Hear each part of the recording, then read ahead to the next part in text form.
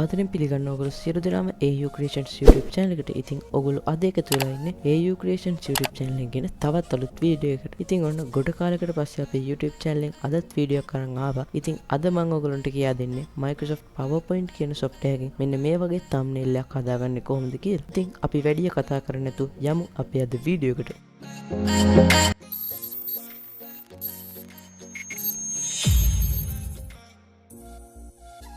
ඉතින් ඔයගොල්ලෝ මුලින්ම කරන්න ඕන මේ thumbnail එකට අවශ්‍ය background images download කරගන්න එක. ඉතින් ඔයගොල්ලන්ට Google එකෙන් එහෙමත් නැත්නම් වෙනත් website වලින් මේ thumbnail එකට අවශ්‍ය images download කරගන්න පුළුවන්. හරි මෙතෙන්දී අපිට මුලින්ම කරන්න තියෙන්නේ මෙන්න මේ text box දෙක delete කරගන්න එක. ඒකට මෙන්න මේ text box එක උඩ right click කරලා මෙන්න මේ cut කියන එක select කරන්න ඕන. ඒ වගේම මේ text box එක delete කරගන්න ඕන.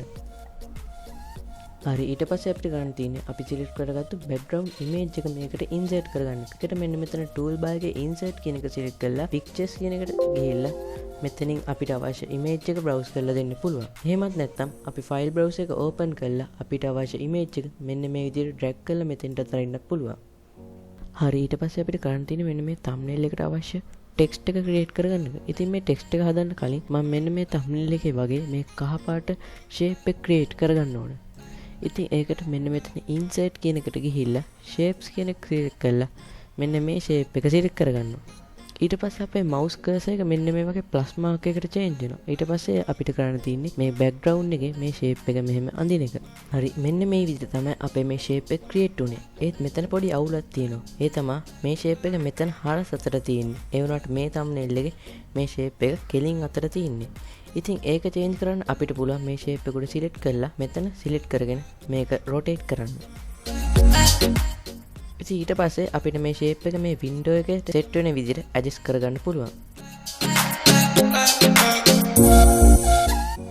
හරි දැන් ඒකත් කරගෙන ඉවරයි. ඊට පස්සේ අපිට තියෙන්නේ මේ shape එකේ color එක වෙනස් කරන්න. ඉතින් ඒකට මම මෙන්න මෙතන format කියන එක select කරලා මෙතන shape fill කියන එක select කරලා කහ පාට select කරනවා. හරි දැන් අපි ප්‍රධාන වශයෙන් මේ shape එක create කරන් ඉවරයි. ඊට පස්සේ අපිට කරන්න තියෙන්නේ මේ shape එකට glow effect එකක් add කරන්න. ඉතින් ඒකට මෙන්න මේ format එක යට චූටි sign එකක් තියෙනවා. ඒක click කරාම format shape කියන tab එකක් එනවා. ඉතින් එතන ඔයගොල්ලෝ මෙන්න මේ icon එක click කරලා එතන glow කියන එක select කරන්න. ඊට පස්සේ මෙන්න මෙතන glow preset එක මම මේකම තියෙන ඇරලා color එක කහ පාටට change කරනවා. ඉතින් ඊට පස්සේ ඔයගලන්ට පේන මේ shape එක වටේට පොඩි glow effect එකක් add වුණා. ඉතින් ඊට පස්සේ අපිට කරන්න තියෙන්නේ මෙන්න මේ glow effect එකේ size එක වැඩි කරගන්න. ඉතින් ඔයගලන්ට මෙන්න මේ විදිහට glow effect එකේ size එක වැඩි කරගන්න පුළුවන්. ඉතින් මේ විදිහට size එක වැඩි කරගත්තාට පස්සේ අපිට තව ගැටලුවක් එනවා. ඒ තමයි මෙන්න මේ shape එකේ මෙහෙම line එකක් පේනවා. ඉතින් ඒක හරි ගස්සන්න අපිට මෙන්න මේ shape එක උඩ click කරලා මෙතන format click කරලා ඊට පස්සේ මේ shape outline එක select කරලා මෙන්න මෙතන no outline කියන එක select කරන්න.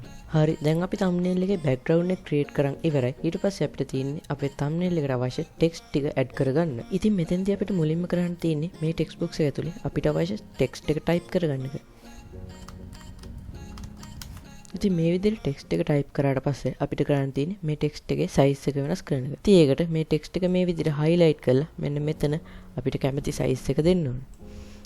ඉතින් මෙතන මම 88ක් දීලා enter කරනවා. ඉතින් මෙතෙන්දී ඔයගොල්ලන්ට බලා ගන්න පුළුවන් ටෙක්ස්ට් එක ටිකක් විශාල වුණා. ඉතින් ඒක හරි ගස්සන්න ඔයගොල්ලන්ට පුළුවන් මේ ටෙක්ස්ට් බොක්ස් එක ටිකක් ලොකු කරන්න. හරි ඉතින් ඔන්න අපි අපේ පළවෙනි ටෙක්ස්ට් එක type කරන් ඉවරයි. ඊට පස්සේ අපිට කරන්න තියෙන්නේ මේ ටෙක්ස්ට් එකේ font එක change කරගන්න එක. ඉතින් ඒකට ඔයගොල්ලන්ට මෙන්න මේ විදිහට ටෙක්ස්ට් එක select කරලා මෙන්න මෙතනින් අපිට කැමති font එක select කරලා දෙන්න පුළුවන්. ඉතින් මෙතෙන්දී මම මෙන්න මේ font එක select කරනවා. ඉතින් ඔයගොල්ලන්ට මෙතෙන්දී පේනවා මේ වගේ අකුරු දෙකක් පල්ලෙහාට යනවා. ඉතින් ඒක හරි ගස්සන්නත් අපිට කරන්න තියෙන්නේ අර කලින් වගේ මේ ටෙක්ස්ට් බොක්ස් එක ලොකු කරගන්න එක. හරි දැන් ඔයගොල්ලන්ට පේනවා මේ ටෙක්ස්ට් එකේ අකුරු ටිකක් එක ළඟ වැඩි. ඉතින් ඒක වෙනස් කරන්න මම මෙන්න මේ විදිහට මේ ටෙක්ස්ට් එක select කරලා මෙන්න මෙතනින් මේ loose කියන format එක select කරනවා. ඉතින් දැන් ඔයගොල්ලන්ට පේනවා කලින්ට වඩා ටිකක් letters අතර space එක වැඩි වුණා. ඉතින් ඊළඟට අපිට කරන්න තියෙන්නේ මෙන්න මේ වගේ ටෙක්ස්ට් එක වටේටත් පොඩි glow effect එකක් add කරගන්න එක. ඉතින් ඒකට මෙන්න මෙතන format shape කියන tab එකේ text option කියන එක select කරලා මෙතන glow කියන effect එක select කරනවා. ඉතින් මෙතෙන්දී අපිට කැමති color එකක් select කරලා දෙන්න පුළුවන්. ඉතින් මෙතෙන්දී මම මෙන්න මේ color එක select කරලා දෙනවා. ඒ වගේම size එකයි transparency එකයි අපිට අවශ්‍ය විදිහට මෙතෙන්දී change කරන්න පුළුවන්. ඉතින් මෙතෙන්දී මම size එක 49ක් දීලා transparency එක 155ක් දෙනවා. ඉතින් ඔයගොල්ලන්ට පේනවා අපේ පළවෙනි ටෙක්ස්ට් එක මෙන්න මේ thumbnail එකේ විදිහටම ක්‍රියේට් වෙලා ඉවරයි. ඉතින් අපි දැන් බලමු අපේ දෙවෙනි ටෙක්ස්ට් එක ක්‍රියේට් කරගන්නේ කොහොමද කියලා. ඉතින් මෙතෙන්දිත් මම මුලින්ම කරන්නේ කලින් වගේම ටෙක්ස්ට් බොක්ස් එකක් ඇඩ් කරගන්න. ඉතින් ඒකට මම මෙතන ඉන්සර්ට් ගිහලා ටෙක්ස්ට් බොක්ස් කියන එක සිලෙක්ට් කළා. මෙතන ටෙක්ස්ට් බොක්ස් එකක් අඳිනවා. ඉතින් ඒක උඩ මට අවශ්‍ය ටෙක්ස්ට් එක ටයිප් කරගන්න. හරි දැන් මම ටෙක්ස්ට් එක ටයිප් කරන් ඉවරයි. ඉතින් මට ඕන මේ ටෙක්ස්ට් එක වගේ මේකත් එඩිට් කරන්න. ඉතින් ඒකට මම කරන්නේ මේ ටෙක්ස්ට් එක සිලෙක්ට් කරලා මෙතන format paint කියන එක ක්ලික් කරනවා. ඉතින් ඔයගොල්ලන්ට පේනවා ඔයගොල්ලන්ගේ cursor එක එතකොට brush එකක් විදිහට change වෙනවා. ඉතින් ඔයගොල්ලන්ට තියෙන්නේ ඒකෙන් මෙන්න මේ ටෙක්ස්ට් එක සිලෙක්ට් කරන එක. ඉතින් මෙතනදී අපිට මුලින්ම කරන්න තියෙන්නේ මේ ටෙක්ස්ට් බොක්ස් එකට යට ලොකු කරලා මේ ටෙක්ස්ට් එක අපිට අවශ්‍ය විදිහට පොසිෂන් කරගන්න එක. ඉතින් මෙහෙම කරාට පස්සේ ඔයගොල්ලන්ට පේන මේ ටෙක්ස්ට් එකේ මුල ටිකක් පේන්නේ නැහැ. ඉතින් ඒකට අපිට කරන්න ඕන මේ ටෙක්ස්ට් එකේ ෆොන්ට් සයිස් එක ටිකක් පොඩි කරන එක. ඉතින් ඒකට මේ විදිහට මේ ටෙක්ස්ට් එක highlight කරලා මෙතන ෆොන්ට් සයිස් එක අපිට කැමති ගානක් දෙන්න පුළුවන්. මම මේකේ මෙතන 66ක් දීලා එන්ටර් කරන්න. ඉතින් ඊට පස්සේ ඔයගොල්ලන්ට පේනවා මේ ටෙක්ස්ට් එක උඩ ටෙක්ස්ට් එකට වඩා ටිකක් පොඩි වුණා. ඉතින් ඊට පස්සේ අපිට කරන්න තියෙන්නේ මේක නැවතත් ඇඩ්ජස්ට් කරලා අපිට ඕන විදිහට පොසිෂන් කරගන්න එක.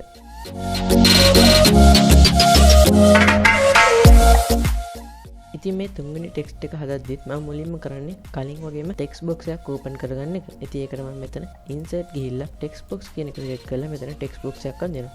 ඉතින් ඊට පස්සේ අපිට තියෙන්නේ අපිට අවශ්‍ය ටෙක්ස්ට් එක ටයිප් කරන්න. ඉතින් මෙතෙන්දි පොඩි වෙනසක් තියෙනවා. මෙතෙන්දි අපිට ටයිප් කරන්න තියෙන සිංහල ෆොන්ට් එක. ඉතින් ඒකට මම මුලින්ම කරන්නේ මෙතන සිංහල ෆොන්ට් එකක් සිලෙක්ට් කරනවා. ඉතින් ඒකට මම මේ ෆොන්ට් එක සිලෙක්ට් කරලා දීලා මට අවශ්‍ය ටෙක්ස්ට් එක ටයිප් කරගන්නවා.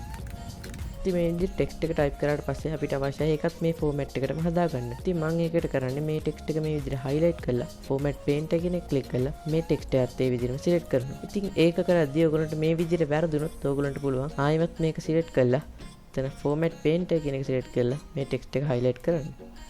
ඉතින් ඊට පස්සේ ඔයගොල්ලන්ට පේනවා මේ ටෙක්ස්ට් එක ඉංග්‍රීසි විදිහට වෙනවා. ඉතින් ඒකට ඔයගොල්ලන්ට ආයිත් කරන්න තියෙන්නේ මෙතනින් අපි කලින් select කරගත්තු font එක select කරලා දෙන්න. ඉතින් මෙතෙන්දී මම මේ font එක තව ටිකක් විශාල කරනවා.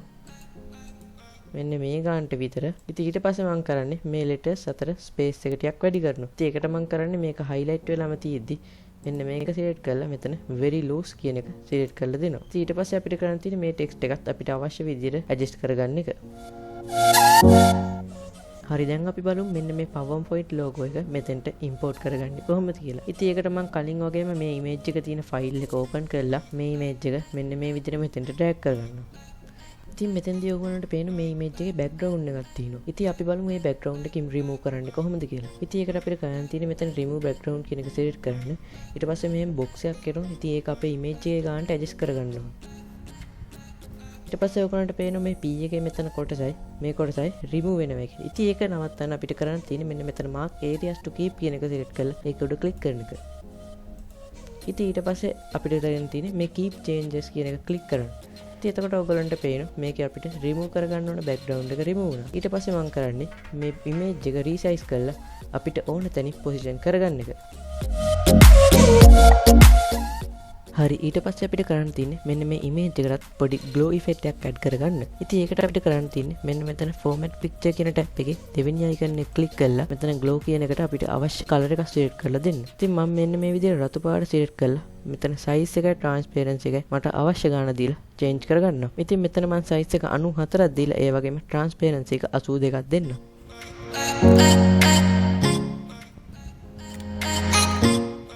හරි ඉතින් අපි ප්‍රධාන වශයෙන්ම අපේ thumbnail එක හදාගෙන ඉවරයි. දැන් අපි බලමු මේ thumbnail එක ෆොටෝ එකක් විදිහට save කරන්නේ කොහොමද කියලා. ඉතින් ඒකට ඔයගොල්ලන්ට කරන්න තියෙන්නේ මෙන්න මෙතන file කියන එකට ගිහිල්ලා save as කියන එක select කරන්න. ඉතින් ඊට පස්සේ ඔයගොල්ලන්ට කරන්න තියෙන්නේ මෙන්න මෙතන browse කියන එක select කරලා අපිට අවශ්‍ය තැන browse කරලා දෙන්න.